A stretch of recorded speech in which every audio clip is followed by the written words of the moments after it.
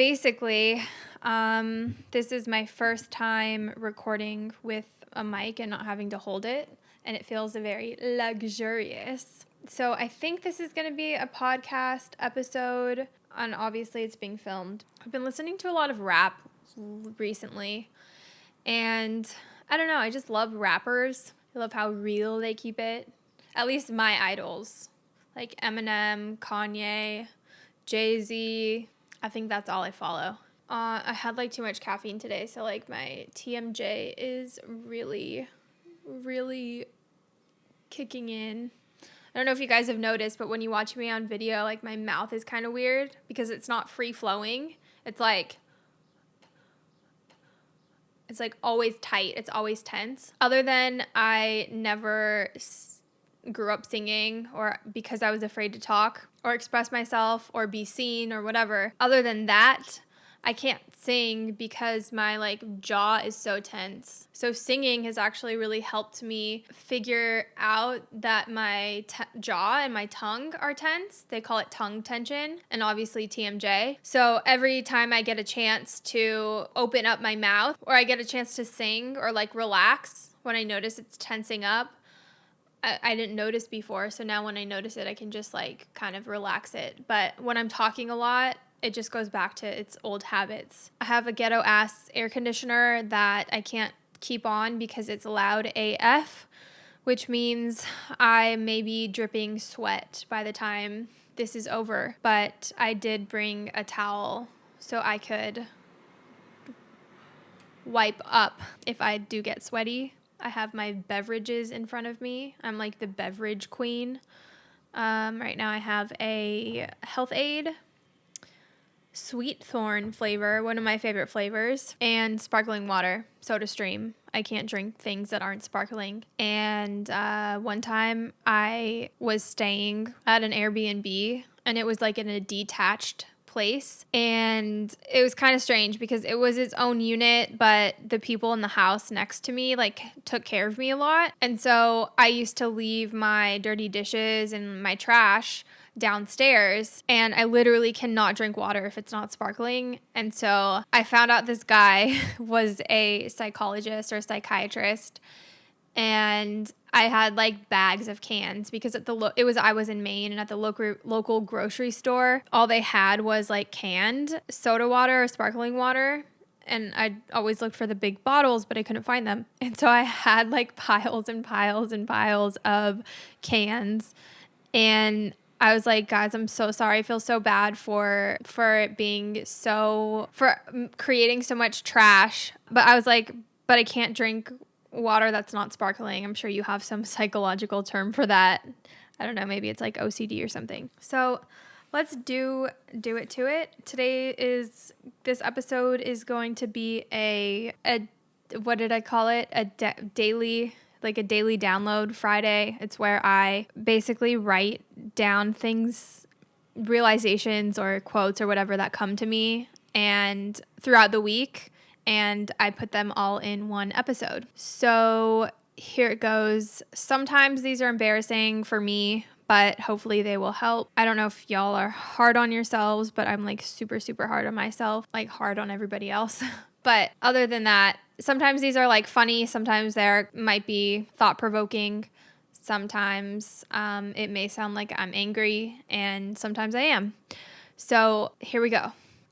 And basically I just read these directly off of my phone when they come to me. And so when I read them, I don't even know where I was at the time in terms of where my thought process was or what was going on in my life. So it's like the first time I'm rereading them too. And then I also try to translate. I try to translate what I meant by what I said when I was writing it down in the moment. So here we go. Family is supposed to make us feel safe. They're also supposed to instill confidence in us. Confidence is safety to be who we are. When your parents or siblings go through life worrying about you, they energetically tell you they don't trust you and they don't have confidence in your decisions. It's instilled from a young age that your family doesn't trust you, and therefore you can't trust yourself because your family is everything to you when you're tiny. For all you parents out there, this is me giving advice. Oh, unprovoked, unasked for advice from a person that doesn't have kids. I'm not a parent. But here we go, nevertheless. For all you parents out there, instill confidence in your children so they can be the best that they can be. Lead by example. They really do soak in everything that is said and not said. Remember that most of the things that happen in our life, most of the communication, I think it's like some crazy percentage, like 90 or above 90% of communication is nonverbal. That means that's like energetically exchanged, intuitive, that kind of stuff. There are new generations of humans on the planet, as you know, because you call them children. Your old ways don't work anymore. I worry because I'm a parent. I will always worry is an outdated mentality. Be better for the unique humans being born. I also think these are just suggestions and realizations for me when I do become a parent, because I think it's really important to, I don't know, have you ever doubted something that you've done and then one of your friends comes in and kind of just backs you up? They're like, no, don't doubt yourself. That was a good decision and it will all work out. And you kind of just feel a little relief, even though we know we don't need validation all the time, but sometimes it feels really good to have it, even as an adult. So as a kid, you might think about it. As a kid, you don't think, okay? But like I said, parents instill things in their children even though they're not saying it verbally. So worrying about someone doesn't really do them any good. And especially worrying about your kids doesn't do them any good. So I guess all I have to say is have confidence that they know what they're doing and just keep them safe physically and emotionally and mentally. That is your job. Worrying, like, so if you say, I'm family, I'm this kid's parent, my goal is to keep them safe physically, emotionally, mentally. Does my worrying keep them safe? Logically, no, because worrying doesn't really help solve anything. But you might say, if I don't worry about them, then I don't care about them. And that's not true either, because when you really care about someone, you want the very best for them. And that doesn't mean that your worrying is going to make the very best for them happen. So I'm going to move on to the next one. And this is just a quick quote. It says, meditation is like beauty. It works best when layered. A lot of things need layering, okay? So it doesn't even have to be meditation. It could be any piece or project that you do. There are many different layers to it. But I guess in this quote, I think where I was is I have like a morning skincare routine, and it requires a lot of layering of things. It requires a lot of, like, first you do your essences, or first you do your toner, and then you kind of build on top of that. You do your serums and your gels, and then your lotion, and then your sunscreen, and then your makeup. Those are all layers, right? So meditation, to draw a parallel, is sort of the same thing. In order to get to where you want to go in your meditation, sometimes you need to start where you are starting, and you don't really know where that is. So you say, where am I? And your attention you feel your attention being pulled somewhere, and then you pull it back in. And then in order to go up into the realm where you can hear your higher self, or you can get into that silence, you kind of have to rise above the thoughts. You kind of have to rise above the physical elements that are happening right now. You kind of need to raise your attention above where it is at the moment, because if it stays where it's at, all you can do is observe your thoughts, and that's a meditation in itself. But if you want to get higher than that, then you kind of need to like rise above what's going on in your physical realm, or in your thoughts or your emotions. And then once you get there, you layer it again with whatever you're trying to accomplish. maybe what you're trying to do is release anything that you're holding on to that you don't need. And so where would you go to release something? Maybe in your mind, you go to a trash can and you basically say, okay, everything that I don't need, dump it in this trash can. And then ask your higher self or whatever to clear the trash can. Or maybe you're trying to create or manifest something in your physical world. And so you have to rise above your physical world to get to where you want to go to create something or to visualize something. So where would you go to visualize something? You'd go to make a movie theater because that's where you go to watch. Or you would watch a TV screen. Maybe you imagine you're sitting in your apartment watching a TV screen. And then you start visualizing what it is that you want. These are the layers that I'm talking about. Sometimes in order to go up, you have to go down. And so maybe your first step is to layer your meditation with a grounding exercise. And maybe your last step is also to ground because you want to be back on this earth plane, the physical plane. And so that's why I say it works best when it's layered. Layering meditations is all about commanding your attention. And then sometimes you have to will your attention to make things up until it kind of comes to you. So everything in the higher realms can coexist or mold or collaborate with something in the physical realm. I'm very literal. So if I want to visualize something, I would go to a movie theater or watch a TV screen. But you might do something else. I'm not sure what that is. Maybe you would go to the park. Do you know what I mean? So go to the park then. Anyways, you do what works for you. But layering is super helpful in a lot of different things. So there we go. On to the second one. You know when you're listening to something on your headphones and the train comes and all you can hear is train noise? Has anybody ever felt like this before? I live in New York and I take the train all the time and I'm kind of bothered by noise, so I always have my headphones in. And well, that train noise is your thoughts. Okay, I'm drawing a parallel between something that goes on that we can see and something that goes on mentally. Okay? So imagine that the train noise is your thoughts or your thinking mind.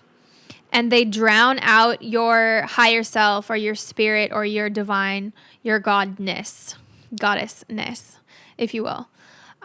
So meditation is a quiet place where you can start deciphering between train noise and the track that's playing under it in your ear. Does everybody get that? I feel like that's pretty, let me repeat that. So meditation is a quiet place where you can start deciphering between the train noise or your thoughts and the music that's playing under it in your ear. So the music would be your higher self or your guidance or who you are. It's like above your personality or your ego. It's that little voice that gives you advice or guidance or calms you down when you need it. It's like the voice, it's not the voice of reason, but it's like the voice of love. And so meditation will help bring that out in you more. And once you start meditating, you train your ears to hear the love rather than the train noise. And then when you can hear that the train noise is train noise, or your thoughts are just your thoughts, you don't have to let them affect you. That's just one way meditation can help. All right, I have 2 more because that would be 5. Or maybe I'll do 7. I don't know. Here is number 4. Selling on Amazon is like a skincare routine. It's a lot of upfront grunt work, but once that's done, it's all about maintenance. So for anybody who's started a hobby or an expensive hobby or sells on Amazon, you know that or even just creating a new listing or a new product or a new brand, the hardest part is getting from point A to point B, which is like getting your product or your brand to be sold on Amazon. And that includes, if you don't have an internal team, that includes like getting together a lot of moving pieces and organizing them and then executing on them. And it sounds simple, but sometimes when you launch something new, it could be overwhelming. And it could sometimes also be expensive depending on how you do it. But the same with skincare. It's like for me, I really wanted like bright, glowing skin. It started looking dull and like old. Do you know what I mean? And I'm not that old. Even though I have great skin because I take care of it, meaning I don't really damage it. Like I always wear sunscreen when I'm out in the sun, et cetera, et cetera. Basically, I didn't know where to start. So I just started with everything. And I was like, I knew where I was and this is where I wanted to go. And so I started doing a lot of facials, like once every couple weeks. They're expensive facials. And then I would also buy all the serums, and I would research on YouTube about things that worked or things that didn't work for other people. And then I would try those, and then I would ask my friends. And it's basically like a lot of research and then getting together product and then basically using it. But after you do that initial grunt work, it's all about maintenance. And the maintenance part is really easy because you either do your daily routine and then you have like a weekly routine.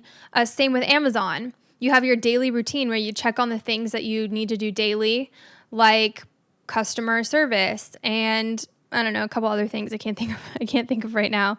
It's actually really hot and kind of distracting in here. I'm about to start doing some hot yoga in this apartment.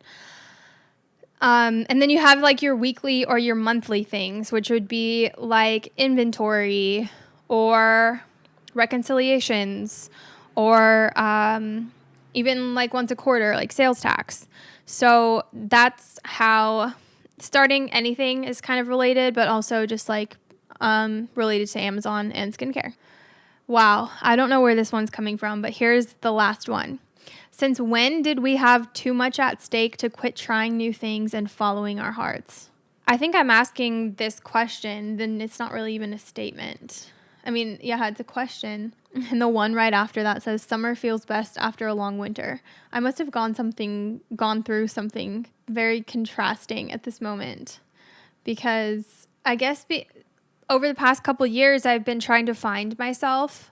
I felt like I was living a life that wasn't mine before 2015 probably. And yeah, I feel like there isn't, and I sometimes think about people who are stuck in doing things that they don't want to do because they feel like they have to. And I guess something that's been kind of a blessing for me is I have always been able to leave things that I didn't feel were right for me.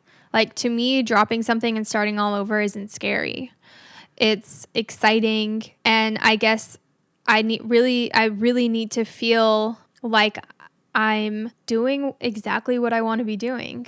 And so I guess I question people, and I want to question people who don't, who stay in things that they obviously know aren't right for them, and who continue on a path just because it's expected of them or because they don't. I guess I could just circle this back to self-confidence. Something about self-confidence, and my family did not instill self-confidence in me. It's something that I had to build like a muscle. But self-confidence is knowing that you can drop whatever is going horribly wrong in your life, or even things that aren't going so bad that you're afraid to leave behind because you don't know what starting over would be like. Self-confidence is knowing that you can be it at any stage of your life. That means being in debt or being at any unpleasant stage in your life. Not that stages of life are unpleasant, they are just what they are. But you could be anywhere and get to where you want to go from there. And self-confidence is knowing that you can do that. I guess like for women who need to leave a relationship, it's like, would you rather stay in a relationship that is painful to be in because you're afraid to be alone, or you're afraid to go back to work after not having to work for 30 years? Or are you afraid of losing your home or whatever comforts you have, and you don't have the self-confidence in knowing that you'll be able to have every single thing that you want. That means everything that you have right now and more. That's what self-confidence is. It's not holding yourself to somebody else's standards. It's not making decisions out of fear. It's knowing that you can have literally whatever you want from wherever you are right now. And all it does is take a little bit of planning. That's what I would say. An organization and a little bit of action. That little bit of action is like, it's like guided action is what it is. And so I would say if you're having trouble staying, what was this question anyways? If you're not following your heart, I really challenge you to start by trying any new thing that you can. Try things that you've always wanted to do. And don't, I guess, it's easy to say don't be afraid, but figure out how to do it. Figure out how to do everything you want and have everything you want. And your brain power is better spent figuring out how to get what you want rather than worrying about where you are right now, if that makes sense.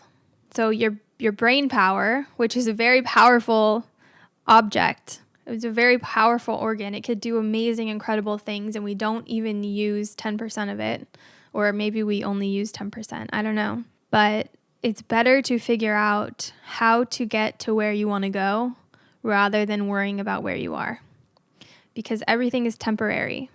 And this position that you're in right now is only a temporary one, and you might as well just look ahead and figure out exactly where your heart wants you to be. And I guess that's maybe a podcast or a vlog all in itself, because knowing exactly that what you're doing is for yourself and following your own heart is difficult when you have either people who depend on you, or if you're still conditioned by your family or your parents and what they want for you. So yeah, that's a tough one. But anyways, there is I think I gave you 6, Friday daily downloads. I hope you guys really enjoyed this episode. Please stay tuned for more from Posh Incredible. The podcast is Posh Incredible Transformations. I have a YouTube. It's Posh Incredible, but it's more like TIFF TV. There's some certain segments that are fun, and I hope to keep this fun for you guys. So thank you for listening. If you have any comments or questions, please leave them either below or on the podcast. I'm not sure, but I'm not sure how that works actually. But yeah, you can email me or Tiffany@poshinc.com or leave comments, questions below video, YouTube, Posh Incredible. Anyways, thanks for listening and enjoy your Friday, enjoy your weekend, and I will talk to you guys soon. See ya. Peace out.